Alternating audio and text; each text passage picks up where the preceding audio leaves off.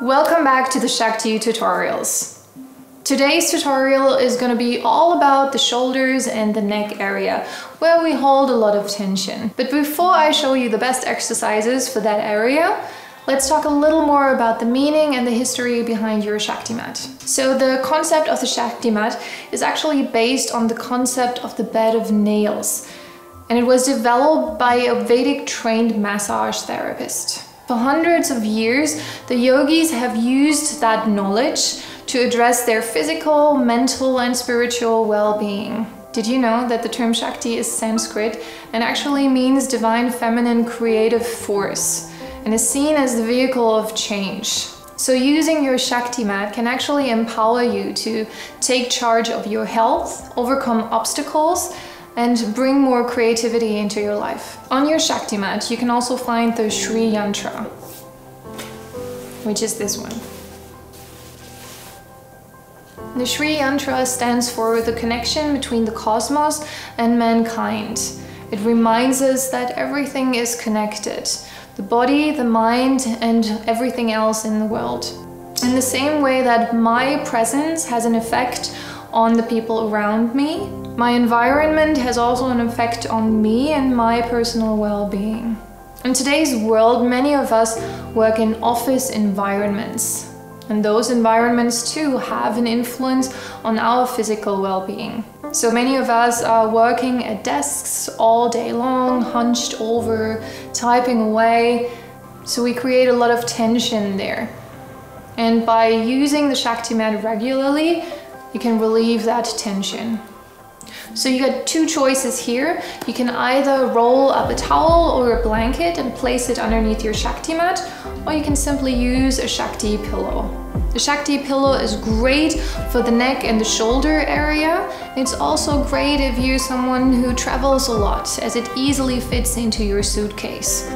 And the Shakti pillow is also great for curved areas of the body. And furthermore, you may even want to use it as you come down into your Shavasana pose after your yoga practice. To target the shoulder and the neck area, make sure you have the right distance between your hips and the Shakti pillow so that your neck will be right on top of the Shakti pillow and your shoulders on top of the mat. Then place your hands right next to your hips, maybe a little further behind. Bend your knees, place the soles of your feet onto the ground. Take a deep breath in, and then slowly roll onto your mat on an exhalation.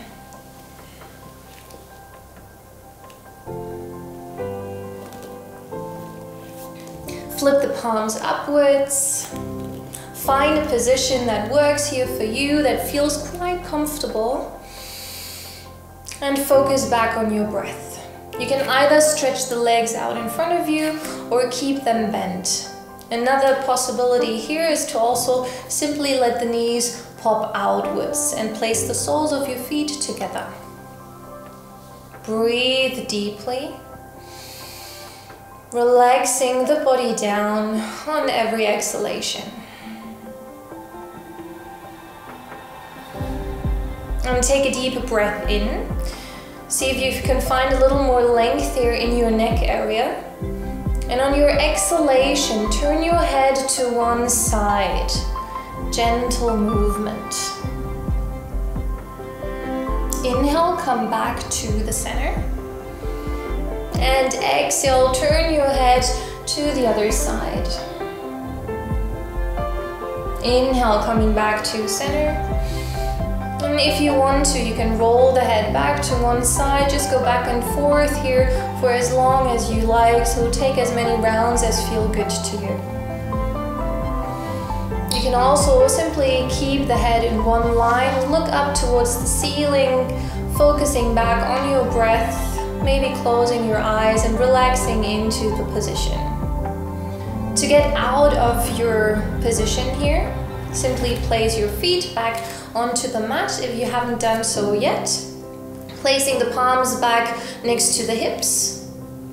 And then roll off your mat as I've showed you before. Maybe with a quick movement here. Again, try not to think about it too much. All right, I hope that went well for you. So here's a few tips for finding a little more peace and quiet during your ShaktiMat session. So why not check out guided meditations online?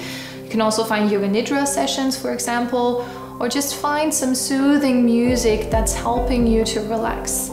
Personally, I've found that these are great tools that have helped me immensely to become more aware of my body, to relax my mind, and also assist with deeper sleep, which is something that I've been struggling with a lot in the past. Deep breathing and breath awareness in general are also great practices that can help you relax further. If you tend to fall asleep during moments of relaxation, just be sure to set a timer, because otherwise 5 minutes can easily turn into 5 hours.